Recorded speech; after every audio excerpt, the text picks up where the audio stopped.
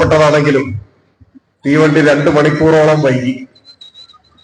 എല്ലാം തകിടം മറിഞ്ഞു കിടക്കുന്ന ഒരു കേന്ദ്രഭരണത്തിന്റെ കീഴിൽ തീവണ്ടി മാത്രമായിട്ട് എന്തിനു വൈകാതിരിക്കണം എന്നൊരു പക്ഷേ റെയിൽവേ അധികൃതരും കരുതിയിട്ടുണ്ടാവും എന്നാണ് എനിക്ക് തോന്നുന്നത്. ഏതായാലും ഈ സമരം കഴിയുന്നതിന് മുൻപ് ഇവിടെ എത്തിച്ചേരാൻ സാധിച്ചു എന്നത് മാത്രമാണ് ഇപ്പോ ഞാൻ ചിന്തിക്കുന്നത്. ഈ സമരത്തിന് ആധാരമായിട്ടുള്ള അതീവ ഗൗരവകരമായ കാര്യങ്ങളെ സംബന്ധിച്ചെല്ലാം ഇവിടെ സ്വാഗത പ്രസംഗത്തിൽ പാർട്ടി ജില്ലാ സെക്രട്ടറി വിശദീകരിച്ചിട്ടുണ്ടാവും എന്ന് ഞാൻ പ്രതീക്ഷിക്കുന്നു.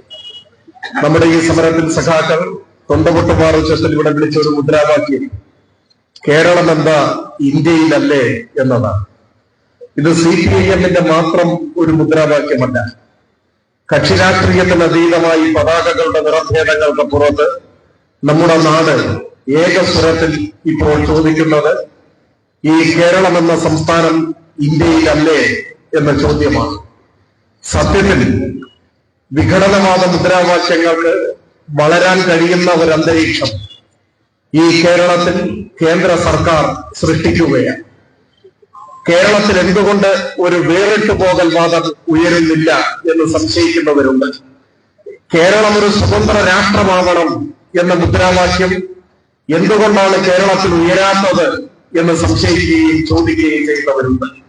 ഒറ്റ കാരണമേയുള്ളൂ, അത്തരം വേറിട്ടു പോകൽ മുദ്രാവാക്യങ്ങൾക്ക് വിഘടനവാദപരമായ ചിന്താഗതികൾക്ക് ഒട്ടും പിന്തുണ നൽകാത്ത എല്ലാ വേറിട്ടു പോകൽ വാദത്തെയും എതിർക്കുകയും രാജ്യത്തിന്റെ ഐക്യത്തെയും അഖണ്ഡതയെയും ഉയർത്തിപ്പിടിക്കുകയും ചെയ്യുന്ന CPIM-ന്റെ സ്വാധീനം കാരണമാണ് കേരളത്തിൽ അത്തരത്തിലുള്ള മുദ്രാവാക്യങ്ങൾ ഉയർന്നു വരാത്തത് എന്നതാണ് വസ്തുത.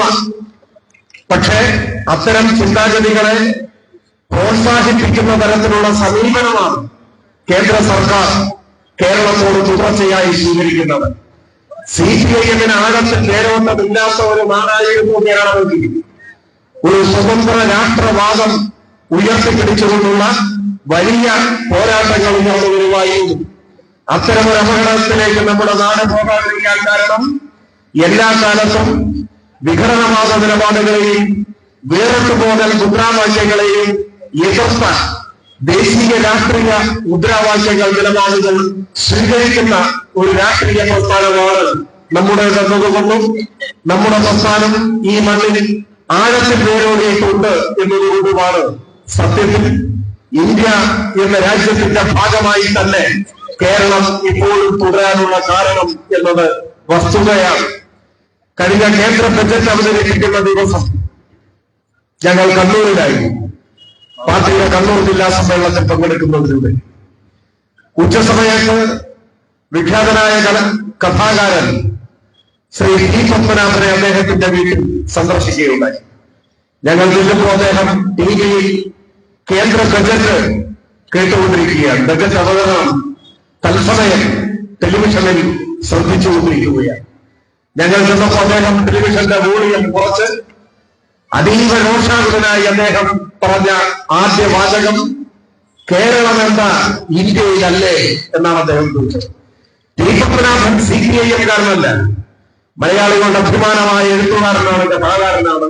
രാഷ്ട്രീയമായി അദ്ദേഹം കോൺഗ്രസ് ആണ് എന്ന് ആവർത്തിച്ച് പറയാറ്. പക്ഷെ കോൺഗ്രസ് ആണ് തന്റെ രാഷ്ട്രീയം എന്ന് പറയുമ്പോൾ സ്വാതന്ത്ര്യ സമര സേനാനി കൂടിയായ ടി പത്മനാഭൻ എന്ന എഴുത്തുകാരൻ എല്ലായ്പ്പോഴും പുരോഗമനോന്മുഖമായ നിലപാടുകളെ പിന്തുണച്ചിട്ടുണ്ട്, അതിന്റെ മുൻനിർത്തിയിട്ടുണ്ട്.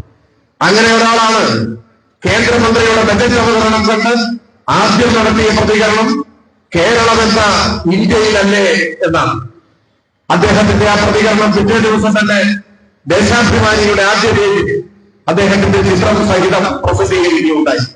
അത് ഓരോ മലയാളിയുടെയും ഉള്ളിലുണ്ടായ സ്വാഭാവികമായ തോന്നലാണ്. ഇതിന് കക്ഷി രാഷ്ട്രീയ ബന്ധമില്ല. കേരളമെന്ന ഈ നാട്ടിൽ ജനിച്ചു വളർന്ന എല്ലാ മനുഷ്യരുടെയും എല്ലാ മലയാളികളുടെയും ഹൃദയവികാരമാണ്. ഹൃദയത്തിൽ നിന്ന് പുറപ്പെടുന്ന ചോദ്യമാണ്, മുദ്രാവാക്യമാണ് ഈ നാട് ഇന്ത്യയിലല്ലേ എന്ന ചോദ്യം. എന്തുകൊണ്ട് ഇങ്ങനെ ഒരു ചോദ്യം ഉയരുന്നു? കേന്ദ്ര ബജറ്റിൽ നിർമ്മലാ സീതാരാമൻ അവതരിപ്പിച്ച ബജറ്റിൽ കേരളം എന്നൊരു പദമില്ല, ഒരു വാക്കില്ല. ആ 3 അക്ഷരം കേന്ദ്ര ബജറ്റിലില്ല. കേരളത്തിന് ഒരു പദ്ധതിയുമില്ല. പുതിയ ഏതെങ്കിലും കേന്ദ്ര പദ്ധതികൾ പ്രഖ്യാപിക്കപ്പെട്ടില്ല.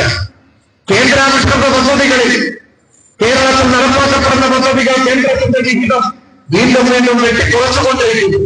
ഇന്ത്യയിലെ സംസ്ഥാനങ്ങളുടെ കൂട്ടത്തിൽ കേരളം എന്ന മൂന്നക്ഷരങ്ങൾ പരാമർശിക്കാൻ തയ്യാറാവാത്ത ഒരു ബജറ്റ് എങ്ങനെ നമുക്ക് അംഗീകരിക്കാനാവും? കേരളത്തിൽ നിന്ന് നികുതിയെല്ലാം തിരിച്ചു കൊണ്ടുപോകും. അതിനൊരു കുറവുമില്ല. 1 രൂപ തിരിച്ചു കൊണ്ടുപോകുന്നു. ആനുപാതികമായി ഉത്തർപ്രദേശിലെ 2 രൂപയോളം തിരിച്ചു കൊടുക്കും. കേന്ദ്ര വിഹിതം, വിവിധ ഗ്രാന്റുകൾ, ബജറ്റ് വിഹിതം, ഇങ്ങനെയെല്ലാമുള്ള കേന്ദ്ര സഹായങ്ങളുടെ രൂപത്തിൽ തിരിക്കുന്ന നികുതിയുടെ ഇരട്ടിയോളം ഉത്തർപ്രദേശിലുണ്ട്. ബീഹാർ 1 രൂപ തിരിച്ചു കൊണ്ടുപോകുമ്പോ 7 രൂപ തിരികെ കൊടുക്കും. അങ്ങനെ സഹായിക്കണം. സഹായിക്കരുത് ബീഹാറിനെയും UP എന്നല്ല CPIM-ന്റെ വാദം.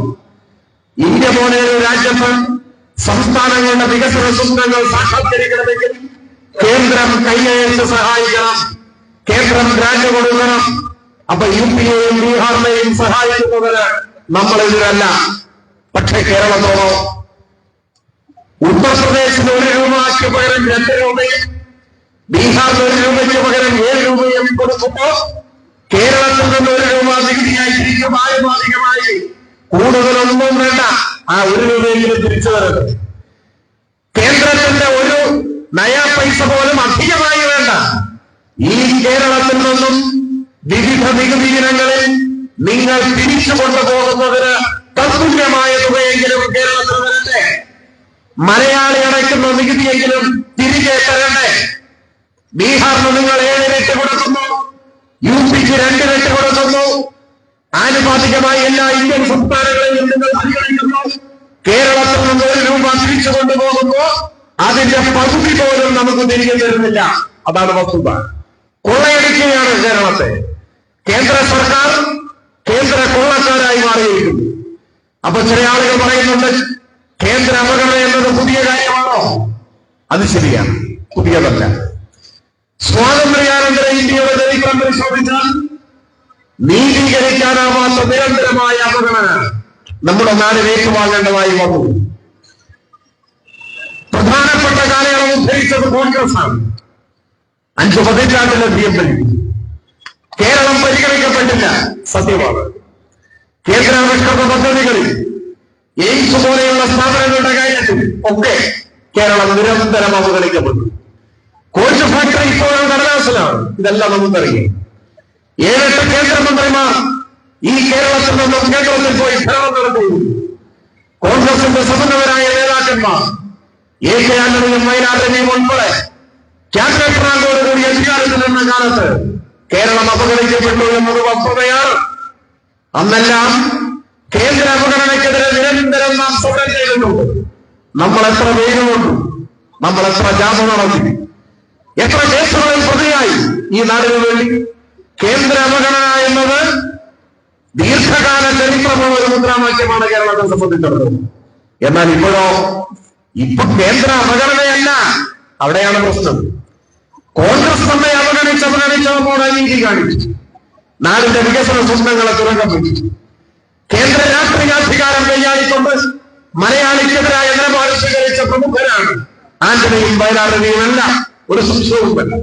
എന്നാൽ ഇപ്പൊ കേന്ദ്ര അവഗണനയുമല്ല, ഇപ്പോ കേരളത്തിനെതിരായ യുദ്ധപ്രഖ്യാപനമാണ്. മലയാളിക്കെതിരെ ഒരു യുദ്ധം നടക്കുന്നു, കേന്ദ്ര ഗവൺമെന്റിന്റെ യുദ്ധം. ഇതിനെ അവഗണന എന്ന വാക്കുകൊണ്ട് വിശേഷിപ്പിച്ചാൽ വിഷയങ്ങളുടെ ഗൗരവം കുറച്ചു കാണിക്കലായി പോകും എന്ന് നാം കാണണം. ഇതൊരു യുദ്ധമാണ്, മലയാളിക്കെതിരായ യുദ്ധം. മലയാളിയെ പട്ടിണിക്കിട്ട് സാമ്പത്തികമായി ഉപരോധം ഏർപ്പെടുത്തി ഈ നാടിനെ തകർന്നു കളയാനുള്ള സംഘപരിവാർ രാഷ്ട്രീയത്തിന്റെ ഭാഗമായ യുദ്ധപ്രഖ്യാപനമാണ് ഈ നാടിനോട് നടത്തുന്നത്. മനസാക്ഷിയുള്ള ഒരാൾക്ക് അംഗീകരിക്കാനാവാത്ത നെറികേടാണ് നരേന്ദ്രമോദിയുടെ നേതൃത്വത്തിലുള്ള ഗവൺമെന്റ് കേരളത്തോട് കാണിക്കുന്നത്. ഇപ്പോ മുണ്ടക്കൈ ദുരന്തമുണ്ടായി, വയനാട്. കണ്ണടച്ചു തുറക്കുന്ന സമയം കൊണ്ട് ഒരർദ്ധരാത്രിയിൽ ഒരു ഗ്രാമം ഇല്ലാതെയായി. 100 കണക്കിന് മനുഷ്യർ ഇപ്പോഴും കൃത്യമായി കണക്കാക്കാൻ പോലുമായിട്ടില്ല. മൃതശരീരം കിട്ടാത്തത്, ചതഞ്ഞറിഞ്ഞ ശരീരഭാഗങ്ങൾ, കയ്യും കാലുമൊക്കെയായി എത്രമാത്രം ഹൃദയഭേദകമായ ഒരു അനുഭവമാണ് ഉണ്ടായത്.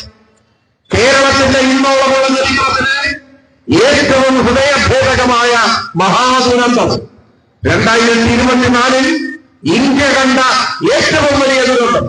ആ ദുരന്തം കണ്ട് വിലയിരുത്താൻ പ്രധാനമന്ത്രി കേരളത്തിലേക്ക് വന്നു. അപ്പൊ ചിലർ പറഞ്ഞു, പ്രധാനമന്ത്രി വയനാട്ടിൽ ഈ ദുരന്ത മുഖത്ത് നേരിട്ടെത്തിക്കൊള്ളണമെന്നില്ല, അദ്ദേഹം ഹെലികോപ്റ്ററിൽ ആകാശ നിരീക്ഷണം നടത്തി പോകാനാണ് സാധ്യത. പലയിടത്തും അങ്ങനെയാണ് കണ്ടിട്ടുള്ളത്. പക്ഷേ അത്തരത്തിലുള്ള ഊഹാമോഹങ്ങളെല്ലാം തെറ്റിച്ചുകൊണ്ട് പ്രധാനമന്ത്രി നേരിട്ട് ദുരന്തഭൂമിയിലെത്തി. അദ്ദേഹം തന്റെ സ്വന്തം കണ്ണുകൊണ്ട് ആ ദുരന്തത്തിന്റെ ആഴം കണ്ടു. ആ ദുരന്തഭൂമിയിൽ കുറച്ചു ദൂരം അദ്ദേഹം കാൽനടയായി നടന്നു. അവിടെ തകർന്ന തരിപ്പണമായ ആ ഗ്രാമത്തിന്റെ വേദനകൾ നേരിട്ട് കണ്ടു. ഗുരുതരമായി പരിക്കേറ്റ് ആശുപത്രിയിൽ കിടക്കുന്നവരിൽ ചിലരെ സന്ദർശിക്കാനും അദ്ദേഹം സമയം കണ്ടെത്തി. അപ്പൊ നമ്മുടെ നാട്ടിലെ ചില ആളുകൾ പറഞ്ഞു, ഓ, ഇങ്ങനെ ഒരാളെയാണല്ലോ നിങ്ങൾ ഇത്ര വിമർശിച്ചത്. അദ്ദേഹം ആ വയനാട്ടിൽ തകർന്നടിഞ്ഞ മണ്ണിൽ കാൽനടയായി സഞ്ചരിക്കുന്നു. ആശുപത്രിയിൽ പോയി പരിക്കേറ്റവരെ നേരിട്ട് കാണുന്നു. ഒരു കൊച്ചുകുട്ടിയെ വാത്സല്യത്തോടെ ആശ്ലേഷിച്ച് ഒരു മുത്തവും കൊടുക്കും. പോരെ, ഒരു വേള നിഷ്കളങ്കരായ നമ്മുടെ വന്നവരെ സഖാക്കൾ കരുതി ഈ മഹാദുരന്തം കണ്ടപ്പോ പ്രധാനമന്ത്രിയുടെ മനസ്സലിഞ്ഞു കാണും, ഒരു ചെറിയ മാറ്റമുണ്ട് എന്ന് കരുതി.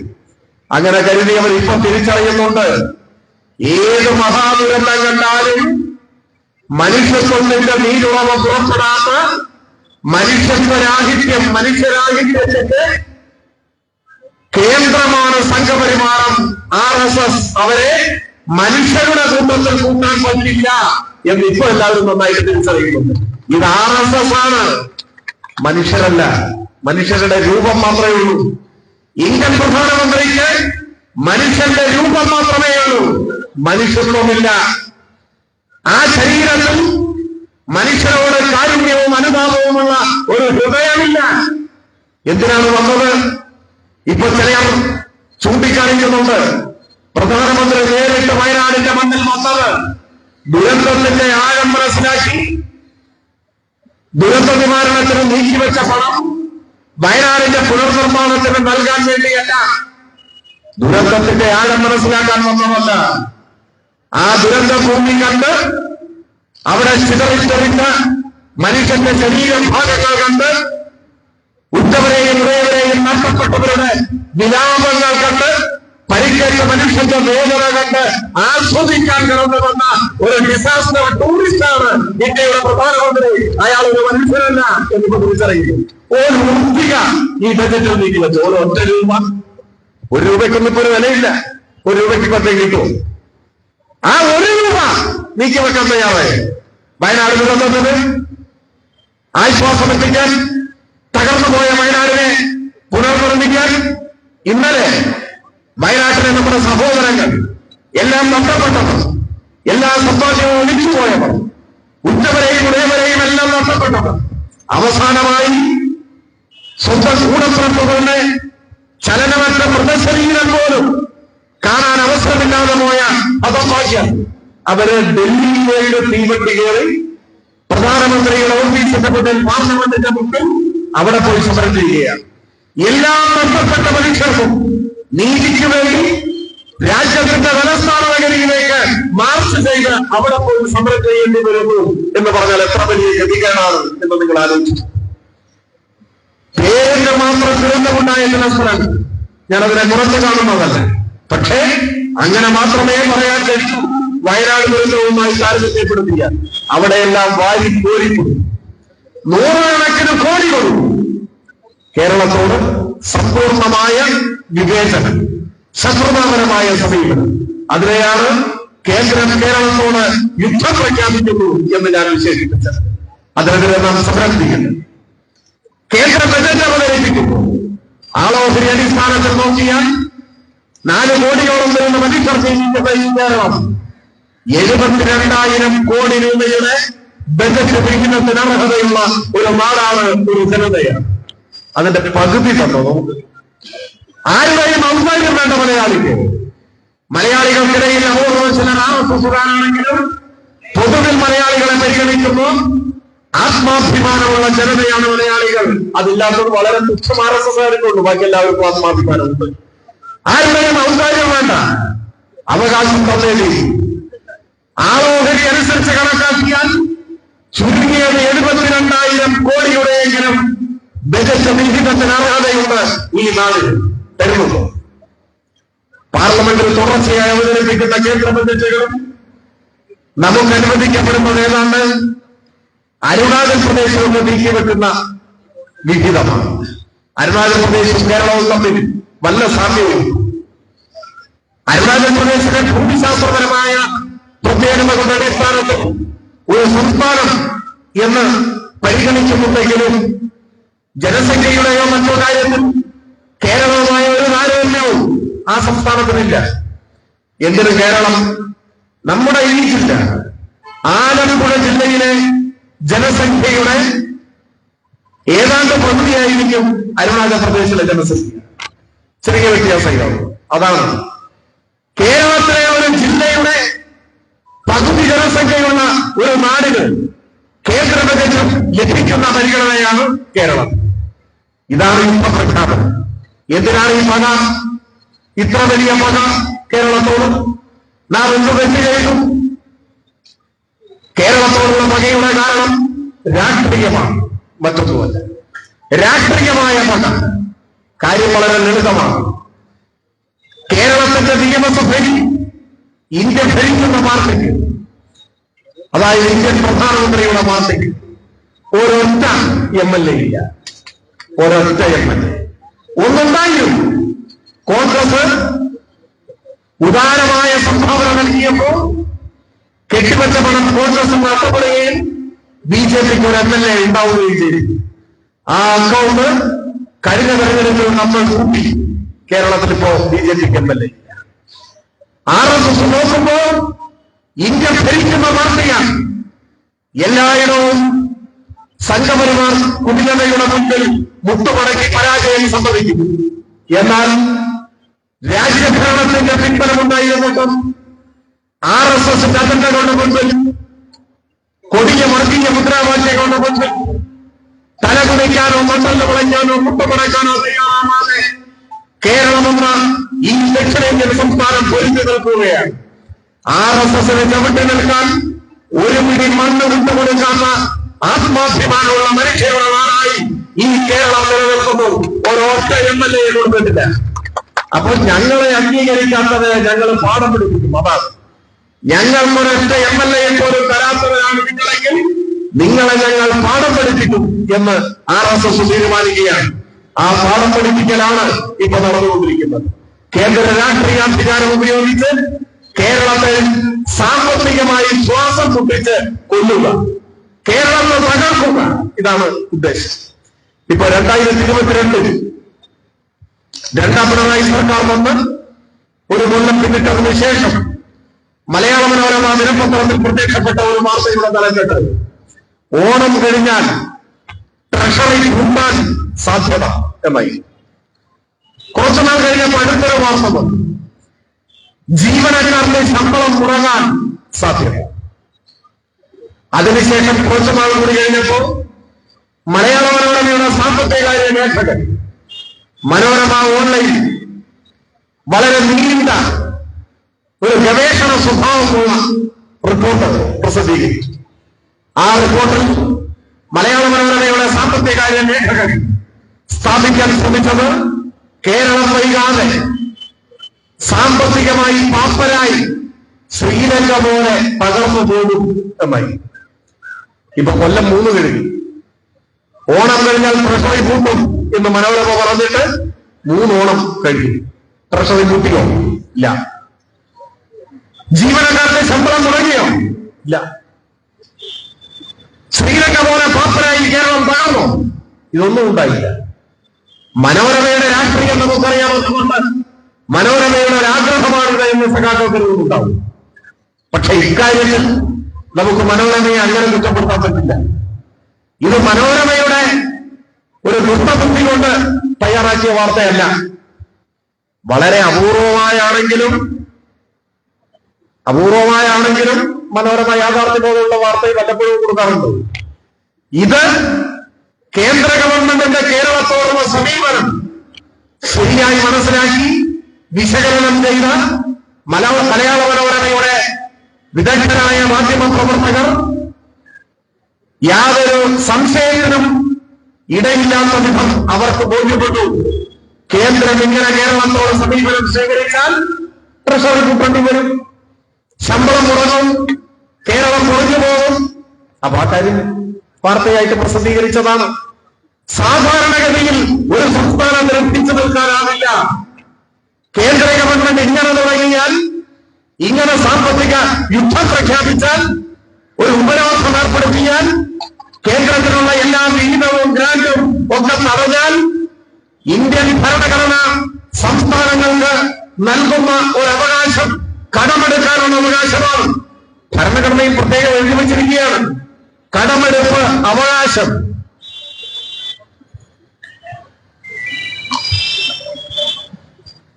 കടമെടുപ്പ് അവകാശം സംസ്ഥാനങ്ങളുടെ ആ അവകാശം തടഞ്ഞിരിക്കുകയാണ്. കേരളത്തിന്റെ ഭരണഘടനാപരമായ അവകാശം തടയുന്നു. സുപ്രീം കോടതിയിൽ നമ്മൾ കേസ് നടത്തുകയാണ് കേന്ദ്രത്തിനെതിരെ. നിയമയുദ്ധം നടത്തിക്കൊണ്ടിരിക്കുകയാണ്. അപ്പോ തരാനുള്ളത് കേന്ദ്രം തരുന്നില്ല. ഇവിടുത്തെ രീതിയെല്ലാം തിരിച്ചു കൊണ്ടുപോകുന്നു. കടമെടുക്കാൻ അനുവദിക്കുകയുമില്ല. ദുരന്തം വരുമ്പോ വിദേശ രാജ്യങ്ങൾ സഹായിക്കാനായി തയ്യാറാവുമ്പോ അത് തടയുന്നു. ഇങ്ങനെയുണ്ട് ഒരു ഗവൺമെന്റ്. മഹാപ്രളയം വന്നെങ്കിൽ ഈ ആലപ്പുഴ എത്ര വലിയ നഷ്ടനഷ്ടങ്ങൾ അനുഭവിച്ചു വന്ന് ചെങ്ങന്നൂരിലെ പരിസരങ്ങളിലുമാകെ ആ വാർത്തകൾ ലോകത്തിലെ മാധ്യമങ്ങളിൽ പ്രത്യക്ഷപ്പെട്ടപ്പോൾ ലോക സമൂഹം നമ്മളെ സഹായിക്കാൻ തയ്യാറായി. ആദ്യം സഹായ സന്നദ്ധതയുമായി മുമ്പോട്ട് വന്നത് യുണൈറ്റഡ് അറബ് എമിറേറ്റ്സ് ആയി. അന്നത്തെ വാർത്തകൾ സൂചിപ്പിച്ചത് 1000 കോടിയോളം രൂപയുടെ സഹായം അവരിൽ നിന്ന് ലഭിക്കുമായിരുന്നു എന്നാണ്. അതിന് കാരണമുണ്ട്. UAE ഇന്ന് കാണുന്ന വിധത്തിൽ രൂപപ്പെടുത്തിയെടുത്തതിൽ മലയാളി സമൂഹത്തിന് വലിയൊരു പങ്കുണ്ട്. നമ്മുടെ നാട്ടിൽ നിന്ന് പ്രവാസികളായി പോയ ലക്ഷക്കണക്കിന് ആളുകൾ UAE പല എമിറേറ്റുകളിലുമായിരുന്നു. അവരുടെ കഷ്ടപ്പാടിന്റെയും പ്രയത്നത്തിന്റെയും കൂടി ഫലമാണ് ആധുനിക UAE. അവർ ആ കാര്യത്തിൽ കേരളത്തെ വളരെ നന്ദിയോടെ, ആദരവോടെ, സ്നേഹത്തോടെ കാണുന്ന ഒരു സംവിധാനമാണ് UAE ഭരണത്തിന് നേതൃത്വം കൊടുക്കുന്നത്. സ്വാഭാവികമായും നമ്മളെ ഒരു സഹോദര പ്രദേശം പോലെ കണക്കാക്കുന്ന ഉദാരമതികളായ UAE ഭരണാധികാരികൾ കേരളത്തിന് ഒരു ദുരന്തമുണ്ടായപ്പോ അടിയന്തരമായി ഈ നാടിനെ സഹായിക്കണം എന്നാലോചിച്ചു. പക്ഷെ അന്ന് ഇന്ത്യയുടെ പ്രധാനമന്ത്രി, കേന്ദ്ര ഗവൺമെന്റ് കർശനമായി അത് തടഞ്ഞു. ഒരു വിദേശ രാജ്യവും കേരളത്തെ സഹായിക്കാൻ പാടില്ല. വിദേശ സഹായം സ്വീകരിക്കുന്നതിൽ നിന്ന് കേരളത്തെ തടഞ്ഞു. എന്തു പറഞ്ഞാണ് തടഞ്ഞത്? കേരളത്തിന്റെ ആവശ്യമായ സഹായം ഞങ്ങളോട് ഇന്ത്യ ഗവൺമെന്റ്, വിദേശികളാരും സഹായിക്കേണ്ട, ഇത് ഞങ്ങളുടെ രാജ്യത്തിന്റെ പ്രശ്നമാണ്, കേന്ദ്ര ഗവൺമെന്റ് ഉണ്ട്, ഇതാണ് നിലപാട്. എന്നിട്ട് എന്ത് വന്നു? ആ പറഞ്ഞത് മാത്രം. നയാ പൈസ കേരളത്തെ സഹായിക്കാനായി നീക്കിവെച്ചില്ല. എന്നാൽ ഇതേ എല്ലാ രാജ്യങ്ങളിൽ നിന്നും നരേന്ദ്രമോദി എന്ന അന്നത്തെ ഗുജറാത്തിന്റെ മുഖ്യമന്ത്രി കൈനീട്ടി സഹായം വാങ്ങി. ഒരു മടിയുണ്ടായിരുന്നില്ല. മുഖ്യമന്ത്രിയായിരുന്ന സമയത്ത് തന്റെ സംസ്ഥാനത്ത് ദുരന്തമുണ്ടായപ്പോ ലോകരാജ്യങ്ങളിൽ നിന്നും സഹായം നേരിട്ട് വാങ്ങിയ ആളാണ് നരേന്ദ്രമോദി. അതേ മനുഷ്യൻ ഇന്ത്യയുടെ പ്രധാനമന്ത്രിയായപ്പോ തന്റെ രാജ്യത്തെ ഒരു സംസ്ഥാനം വലിയ ദുരന്തത്തെ നേരിട്ടപ്പോൾ വിദേശത്ത് നിന്ന് പ്രവഹിക്കുമായിരുന്ന സഹായം തടഞ്ഞു. എന്നാൽ കേന്ദ്രം സഹായിച്ചില്ല. ഏതോ ചില ജീവികളെ കുറിച്ച് തോന്നുന്നുണ്ട്, തിന്നുകയുമില്ല, തീറ്റിക്കുകയില്ല എന്നുണ്ട്. ഇതിന് സമാനമായ രൂപം ഇന്ത്യയുടെ പ്രധാനമന്ത്രിയുടെ പ്രതികരണങ്ങളിലൂടെ അന്ന് കേരളം തിരിച്ചറിഞ്ഞു. ഇത്തരത്തിലൊരു സമീപനം സ്വീകരിച്ചാൽ കേരളത്തിന് പിടിച്ചു കൊടുക്കാനാവും. നമുക്ക് കടമെടുക്കാൻ നമ്മെ സമ്മതിക്കുന്നില്ല, വിദേശ സഹായം വാങ്ങാൻ സമ്മതിക്കുന്നില്ല, കേന്ദ്രം തരേണ്ട സഹായം തരുന്നില്ല. പിന്നെ എങ്ങനെ ഒരു സംസ്ഥാനം മുന്നോട്ട് പോകും? സംസ്ഥാനം തകരും എന്ന കാര്യം ഉറപ്പ്. പക്ഷെ നമ്മൾ തകർന്നില്ല. എങ്ങനെ തകർന്നില്ല? അതാണ് കേരളത്തിലെ ഇടതുപക്ഷ ജനാധിപത്യ മുന്നണിയുടെ ഗവൺമെന്റിന്റെ അസാധാരണവും അവിശ്വസനീയവുമായ ധനകാര്യ മാനേജ്മെന്റ്. KN ബാലഗോപാൽ എന്ന പാർട്ടിയുടെ കേന്ദ്ര കമ്മിറ്റി അംഗം നേതൃത്വം കൊടുക്കുന്ന കേരളത്തിന്റെ ധനവകുപ്പ്, ആ ധനവകുപ്പിന്റെ അവിശ്വസനീയമായ ധനകാര്യ മാനേജ്മെന്റിന്റെ മികവ് ഒന്നുകൊണ്ട് മാത്രമാണ് കേരളം തകർന്നു പോകാതിരുന്നത്, ട്രഷറി കൂട്ടാതിരുന്നത്, ശമ്പളം മുടങ്ങാതിരുന്നത്. എല്ലാ പാഴ്ചിലവുകളും അവസാനിപ്പിച്ചു. അധിക വിഭവ സമാഹരണം, നികുതി കുടിശ്ശികയെല്ലാം ഊർജിതമായി തിരിച്ചെടുത്തു. ഓരോ രൂപയും അതീവ ജാഗ്രതയോടെ മാത്രം ചെലവഴിക്കുന്ന നിലയുണ്ടായി. നാം ഇന്ത്യയുടെ മുന്നിൽ വിശ്വസിക്കാനാവാത്ത ഒരു നാടായിട്ട് ഇപ്പം നിൽക്കുകയാണ്. തകർന്നാൽ ആവുന്നത്ര നോക്കുമ്പോൾ സംഘപരിപാടി, മരിച്ചാലും തകരില്ല എന്ന വാശിയോടെ നാം പിടിച്ചു നിൽക്കുന്നു ഈ കേരളം. ഇതാണ് വസ്തുത. ഇതിനിടയിലും ഇന്നലെ മുതൽ പെൻഷൻ കൊടുക്കാൻ തുടങ്ങി അല്ലേ? വാങ്ങിയവരൊരു പക്ഷേ ഈ കൂട്ടത്തിലുണ്ടാവും. ഇന്നലെ മുതൽ പെൻഷൻ ഒരു ഗഡു കൊടുക്കാൻ തുടങ്ങി. 1600 രൂപ. ഇന്ത്യ രാജ്യത്ത് 1600 രൂപ ക്ഷേമ പെൻഷനുള്ള ഒരേ ഒരു നാടേയുള്ളൂ പിണറായി വിജയൻ മുഖ്യമന്ത്രിയായിരിക്കുന്ന ഈ കൊച്ചു കേരളം. പ്രധാനമന്ത്രിയുടെ നാട്ടിൽ അതില്ല. ഇന്ത്യൻ പ്രധാനമന്ത്രിയുടെ നാട്ടിൽ 1600 രൂപ പെൻഷനില്ല. കോൺഗ്രസ് ഭരിക്കുന്ന കർണാടകയിൽ ഇങ്ങനെ ഒരു സംവിധാനമില്ല. അപൂർവം ചിലയിടത്ത് ക്ഷേമ പെൻഷനുണ്ട്. പക്ഷെ എത്ര കിട്ടും? ചില നാട്ടിലെ ക്ഷേമ പെൻഷൻ 200 രൂപയാണ്. 200 രൂപ. അതന്നെ എത്ര പേർക്ക്? 1 ലക്ഷം പേർക്ക്, 1/2 ലക്ഷം പേർക്ക് ഒക്കെ. കേരളത്തിനോ 1600 രൂപ 62 ലക്ഷത്തോളം മനുഷ്യർ. അതാണ് 3.25 കോടിയിലധികം വരുന്ന ജനസംഖ്യയുണ്ട് എന്നാണ് കണക്ക്.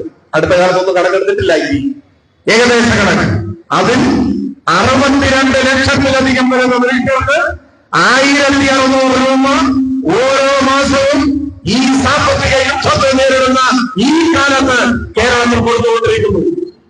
RSSകാർക്ക് സമ്മതം കിട്ടില്ലേ? തെറ്റും. അപ്പൊ യുദ്ധം ഒന്നുകൂടി ശക്തിപ്പെടുന്നില്ല. നമ്മുടെ ആശുപത്രികൾ, നമ്മുടെ പള്ളിക്കൂടങ്ങൾ, ഈ നാട്ടിലെ സാധാരണക്കാരായ മനുഷ്യരെ സഹായിക്കാനുള്ള അശ്രാന്ത പരിശ്രമത്തിൽ ഏർപ്പെട്ടിരിക്കുന്നു കേരളത്തിലെ ഗവൺമെന്റ്. ഇപ്പോഴാ വരുന്ന നവംബർ മാസം 1-ാം തീയതി ലോകത്തിന്റെ ചരിത്രത്തിൽ അവിശ്വസനീയമായ ഒരു മഹത്തായ നേട്ടം നമ്മൾ നേടാൻ പോകും. ഒരു മഹാപ്രഖ്യാപനം വരാൻ പോകും. അത് മറ്റൊന്നുമല്ല, കേരളത്തിൽ ഇപ്പൊ പട്ടിണിയില്ല എന്ന് പൊതുവെ എല്ലാവരും അംഗീകരിക്കുന്നു. കേരളത്തിൽ പട്ടിണിയില്ല. എന്നാൽ വിശദമായ ഒരു പരിശോധന നമ്മൾ നടന്നു. അപ്പോ അതീവ ദയനീയ ജീവിത സാഹചര്യങ്ങളുള്ള കുറച്ച് മനുഷ്യരുണ്ട് എന്ന് കണ്ടെത്തി. അധികം പേരില്ല. എന്നാൽ ശരാശരി ഒരു ഗ്രാമപഞ്ചായത്തിലെത്താൻ ഒരു 10-50-60 പേരൊക്കെ ഇപ്പോഴും വലിയ കഷ്ടപ്പാട് അനുഭവിക്കുന്നവരാണ്. ചിലപ്പോൾ രോഗശൈലിയിലായ കുടുംബാംഗങ്ങളുണ്ടാവും. വീടിന്റെ ഏക വരുമാന മാർഗമായ ഗ്രഹനാഥൻ ചിലപ്പോ അസുഖം പിടിച്ച് കിടക്കലായി പോയിട്ടുണ്ടാവും. ഇങ്ങനെയൊക്കെയുള്ള കഷ്ടപ്പാടുകൾ. അതിദാരിദ്ര്യം, ആ വാക്കാണ് ഉപയോഗിക്കാം. അതിദരിദ്രരായ ഒരു 10-15,000 പേര് കേരളത്തിലുണ്ട് എന്ന് കണ്ടെത്തി. അവർ ജീവിതത്തിലെ വലിയ കഷ്ടപ്പാടുകൾ നേരിടും. ഇന്ത്യയിലെ മറ്റു സംസ്ഥാനങ്ങളിൽ മഹാമുന്നോട്ടും അങ്ങനെയുള്ളവരാണ്. പക്ഷെ നമ്മുടെ ഇവിടെ വളരെ കുറച്ചു പേർ ഇങ്ങനെയുണ്ട്. പക്ഷേ CPIM എന്ന രാഷ്ട്രീയ പാർട്ടിയെ സംബന്ധിച്ചിടത്തോളം നമുക്കൊരു കാഴ്ചപ്പാടും നയവുമുണ്ട്. കമ്മ്യൂണിസ്റ്റുകാർ നാട് ഭരിക്കുന്നു. വിശന്ന വയറുമായി ഒരു മനുഷ്യൻ പോലും കഷ്ടപ്പെടാൻ പാടില്ല എന്ന കാഴ്ചപ്പാടാണ്, രാഷ്ട്രീയ നിലപാടാണ് ഉള്ളത്. അതിന്റെ ഭാഗമായി ഈ അതിദരിദ്രരായ മനുഷ്യരെ സഹായിക്കാൻ പ്രത്യേക പദ്ധതി കേരളത്തിൽ ആവിഷ്കരിച്ചിരിക്കുകയാണ്. അവരെ ഈ സർക്കാർ ബന്ധമെടുക്കുന്നതിന് സമാനമായ വിധം അവരുടെ ജീവിതത്തിലെ കഷ്ടപ്പാടുകൾ പരിഹരിക്കാൻ നേരിട്ടവരെ സഹായിക്കുന്ന പദ്ധതിക്കാണ് രൂപം നൽകിയിട്ടുള്ളത്. അത് പൂർണ്ണതോതിൽ നടപ്പാവുന്നതോടെ അതിദരിദ്രരില്ലാത്ത ഒരു സംസ്ഥാനമായി കേരളം മാറും. അതൊരു ലോകാത്ഭുതമാണ്. ഇത്തരത്തിലുള്ള ഒരു 3-4 ലോക രാജ്യത്ത് ഇന്ത്യയെ പോലെ ഒരു മൂന്നാം ലോക രാജ്യത്ത് അതിദരിദ്രരില്ലാത്ത ഒരു ഭൂപ്രദേശം ലോകത്തിലില്ല. ആ നേട്ടം നമ്മൾ നേടാൻ പോവുക. നേട്ടങ്ങളുടെ വഴി ഈ സാമ്പത്തിക യുദ്ധത്തെ നേരിട്ടു അടിമറാതെ കേരളത്തിലെ ഗവൺമെന്റ് മുൻപോട്ട് പോകുന്നു. വ്യവസായ രംഗത്തെ വളർച്ച ഞാൻ പ്രത്യേകിച്ച് പറയേണ്ട കാര്യമില്ല. അതാണ് തിരുവനന്തപുരത്തെ ലോകസഭാംഗം കോൺഗ്രസിന്റെ നേതാവ് മിനിഞ്ഞാന്ന് വരെ മാധ്യമങ്ങൾക്ക് വിശ്വപൗരനായിരുന്ന ശശി തരൂർ കേരളത്തിന്റെ വ്യാവസായിക വളർച്ചയെ ശ്ലാഘിച്ചുകൊണ്ട് ഇംഗ്ലീഷ് പത്രത്തിൽ ലേഖനം എഴുതി. അദ്ദേഹം ബോധപൂർവ്വം എഴുതിയതാണ് ഇംഗ്ലീഷ് പത്രത്തിലെ ലേഖനം. അത് തന്റെ അനുയായികൾ എന്തായാലും വായിക്കില്ല എന്നുള്ള ഉറപ്പ് അദ്ദേഹത്തിനുണ്ടായി. പക്ഷേ ചില മലയാള പത്രങ്ങൾ പറ്റിച്ചു. അവരത് മലയാളത്തിലേക്കാക്കി ഇവിടെ ഒരു വിവാദ സാധ്യത വെച്ച് പ്രചരിപ്പിച്ചു. അദ്ദേഹം കണ്ണിൽ കണ്ടത് പറഞ്ഞതാണ് കേരളത്തിന്റെ ചരിത്രത്തിലെ ഏറ്റവും വലിയ വ്യാവസായിക വളർച്ച എറണാകുളത്ത് നടത്തിയ ആഗോള നിക്ഷേപക സംഗമം കഴിഞ്ഞപ്പോ ലോകത്തിലെ എണ്ണം പറഞ്ഞ വലിയ കമ്പനികൾ ഈ കേരളത്തിലേക്ക് വരുന്നു, ധാരണാപത്രം ഒപ്പിടുന്നു. നമ്മുടെ നാട്ടിലെ ആലപ്പുഴയും കോട്ടയം എറണാകുളവും തിരുവനന്തപുരവും കണ്ണൂരും കോഴിക്കോടും എല്ലാമുള്ള അഭ്യസ്തരായ ലക്ഷക്കണക്കിന് യുവതി യുവാക്കൾക്ക് തൊഴിൽ സാധ്യത ഇവിടെ രൂപപ്പെട്ടു വരികയാണ്. നമ്മുടെ നാട് യഥാർത്ഥ നവകേരളമായി വളരാൻ പോവുകയാണ്. അപ്പൊ ഈ കാര്യങ്ങളെല്ലാം കണ്ടു മനസ്സിലാക്കിയപ്പോ ശശി തരൂർ ഈ നാടിനെ അഭിനന്ദിച്ച് അദ്ദേഹം ലേഖനം എഴുതി. അന്നു മുതൽ ഒരു വിഭാഗം കോൺഗ്രസ്, ഒരു വിഭാഗം UDF സാമൂഹ്യ മാധ്യമങ്ങളിലൂടെ ശശി തരൂരിന്റെ പിതൃ പരമ്പരകളെ സ്മരിച്ചുകൊണ്ടേയിരിക്കുകയാണ്. അങ്ങനെ തന്തയ്ക്ക് വിളിക്കുകയാണ്, തെറി വിളിക്കുകയാണ്. ഇങ്ങനെ വിളിച്ചിട്ട് വല്ല കാര്യം, സത്യം പറയുന്ന ഒരാളെ തെറി വിളിച്ചിട്ട് വല്ല കാര്യം. ഇതൊരു കോൺഗ്രസിന്റെ വിഷയമാണ്, ഞാനതിനൊന്നും ഇടപെടാൻ പോകുന്നില്ല. പക്ഷേ ശശി തരൂർ മാത്രം ആണ് ഇങ്ങനെ ചിന്തിക്കുന്നത് എന്നാരും കരുതണ്ട. കേരളത്തിലെ ഗണ്യമായ ഒരു വിഭാഗം ആളുകൾ രാഷ്ട്രീയത്തിന് അതീതമായി, രാഷ്ട്രീയമൊന്നും നമ്മുടെ ആയിരിക്കില്ല, നമ്മളെ വിമർശിക്കാൻ വേണ്ടി എതിർക്കും, ചില പരിഭവമായി ദേഷ്യപ്പെടുക വേണ്ടി നേരിട്ട് കാണുന്നു. പാർലമെന്റിലേക്ക് അങ്ങ് വോട്ട് ചെയ്തിട്ടുണ്ടാകും. പക്ഷേ അങ്ങനെയെല്ലാമുള്ള ഒരു വലിയ വിഭാഗം ആളുകൾ അവർക്കിടയിൽ വളരെ ദൃഢമായി വരുന്ന ചില നിലപാടുകളും കേരളത്തിലെ ഗണ്യമായ ഒരു വിഭാഗം ആളുകൾ രാഷ്ട്രീയത്തിന് അതീതമായി ഇപ്പോൾ ഉറച്ചു പറയുന്നു. എന്തൊക്കെ പറഞ്ഞാലും കേരളം ഭരിക്കാൻ നല്ലത് LDF ആണ്. ആ കാര്യത്തിൽ ഒരു സംശയവുമില്ല എന്ന നിലപാടാണ്. ആ മാറ്റമാണ് ശശി തരൂർ പ്രകടിപ്പിച്ചത്. ഇന്നലെ ഇപ്പോൾ മുല്ലപ്പള്ളി രാമചന്ദ്രൻ, മുൻ കേന്ദ്രമന്ത്രി, KPCCയുടെ മുൻ പ്രസിഡന്റ് കൃത്യമായി പറഞ്ഞില്ലേ, മൂന്നാം ഊഴത്തിനുള്ള സാഹചര്യമാണ് ഇപ്പൊ കേരളത്തിലുള്ളത് എന്നാണ്. വീണ്ടും ഇടതുപക്ഷം വരും പറയുന്നത് മുല്ലപ്പള്ളി രാമചന്ദ്രനാണ്. ഇപ്പൊ അദ്ദേഹത്തിന്റെ പരമ്പരകളെ അനുസ്മരിക്കാൻ തുടങ്ങിയിട്ടുണ്ട് കോൺഗ്രസ്. അതുകൊണ്ട് ഒരു കാര്യമില്ല, നാട്ടിൽ വരുന്ന മാറ്റം കാണണം. ഇടതുപക്ഷം ഉള്ളതുകൊണ്ട് സംഘപരിമാനത്തിന്റെ മുന്നിൽ നാം പൊരുതി നിൽക്കും. മുട്ടുമറക്കാതെ ഈ നാട് പോകുന്നു, ട്രഷറി കൂട്ടാതെ ഈ നാടിനെ കാക്കുന്നു, പെൻഷൻ മുടങ്ങാതെ പാവപ്പെട്ടവരെ സഹായിക്കും. കേരളം ഒരൊറ്റ ജനതയായി നിൽക്കണം. ഈ ആലപ്പുഴയിൽ കോൺഗ്രസ്സുകാരുണ്ടാവും, RSSകാരുണ്ടാവും. ഈ നാട്ടിൽ വിവിധ രാഷ്ട്രീയ നിലപാട് സ്വീകരിക്കുന്നവരോടൊന്നും നമുക്കൊരു വെറുപ്പില്ല, വിദ്വേഷവുമില്ല. എല്ലാവരും നമ്മുടെ സഹോദരങ്ങളാണ്. പല കാരണം കൊണ്ട് ചിലപ്പോ പല നിലപാട് സ്വീകരിച്ചുകൊണ്ടേയിരുന്നു. അവരോടെല്ലാം CPIM-ന് അഭ്യർത്ഥിക്കാനുള്ളത്, നിങ്ങളുടെ രാഷ്ട്രീയ നിലപാട് എന്തുമാവട്ടെ, അതൊക്കെ നിങ്ങൾ ആലോചിച്ച് നിലപാട് സ്വീകരിച്ചോളൂ. പക്ഷേ ഇത് കേരളത്തിന്റെ പ്രശ്നമാണ്. നമ്മുടെ നാടിനെ തകർക്കാൻ ഒരു നീക്കം നടക്കും. ആ നീക്കം രാഷ്ട്രീയത്തിന് അതീതമായി പ്രതിരോധിക്കണം. നമ്മൾ മലയാളികളും ഇന്ത്യയിലെ പൗരന്മാരാണ്. ഈ കേരളം ഇന്ത്യൻ യൂണിയനിലെ ഒരു സംസ്ഥാനമാണ്. ഫെഡറൽ സംവിധാനം മാനിക്കപ്പെടുന്ന ഒരു രാജ്യത്ത് ഭരണഘടനാപരമായി കേരളത്തിന് അർഹതപ്പെട്ടത് നമുക്ക് ലഭിച്ചേ തീരൂ. അത് തരാതിരിക്കുന്നത്, അത് പിടിച്ചു വെക്കുന്നത്, വെട്ടിക്കുവയ്ക്കുന്നത്, ഈ കേരളത്തെ തകർക്കാൻ തോന്നുന്നത് മാപ്പർഹിക്കാത്ത കുറ്റമാണ്. ആ കുറ്റം നട്ടലോടെ ആർജവത്തോടെ ചോദ്യം ചെയ്യേണ്ടതാണ്. അത് ചോദ്യം ചെയ്യാൻ ഇപ്പോ കേരളത്തിലെ ഗവൺമെന്റിന് നേതൃത്വം കൊടുക്കുന്ന CPIM ആണ് ഇങ്ങനെ ഒരു മഹാപ്രക്ഷോഭവുമായി രംഗത്തിറങ്ങിയിട്ടുള്ളത്. രാഷ്ട്രീയ വിയോജിപ്പുകൾ എന്തുകൊണ്ടുണ്ടെങ്കിലും കേരളത്തിന്റെ പൊതു നന്മയെ മലയാളികളുടെ ഭാവിയെ കരുതി, ഈ നാടിന്റെ നാളെയെ കരുതി ഈ സമരമുഖത്ത് അണിനിരക്കാൻ കേന്ദ്ര നയങ്ങൾ തീരുമാനിക്കുന്ന RSSന്റെ മനുഷ്യത്വരഹിതമായ കേരള വിരുദ്ധമായ നിലപാടുകളെ തുറന്നു നിർത്താനും കേരളത്തിന്റെ അവകാശങ്ങൾ നേടിയെടുക്കുന്നതുവരെ സമരമുഖത്ത് വർദ്ധിത വീര്യത്തോടെ അടിയുറച്ചു നിർത്താനും ഈ നാടാകെ സന്നദ്ധമാവണം എന്നുകൂടി അഭ്യർത്ഥിച്ചുകൊണ്ട് ആലപ്പുഴയിൽ CPIMന്റെ നേതൃത്വത്തിൽ ഇന്ന് കാലത്ത് മുതൽ ഇവിടുത്തെ പാസ്പോർട്ട് ഓഫീസിന്റെ മുന്നിൽ നടക്കുന്ന ഈ വർദ്ധിച്ച ബഹുജന സമരം നമ്മളെല്ലാം ചേർന്ന് ഉദ്ഘാടനം ചെയ്തതായി അറിയിച്ചുകൊണ്ട് ഞാൻ എന്റെ ഈ വാർത്ത അവസാനിപ്പിക്കുന്നു. അഭിവാദനം.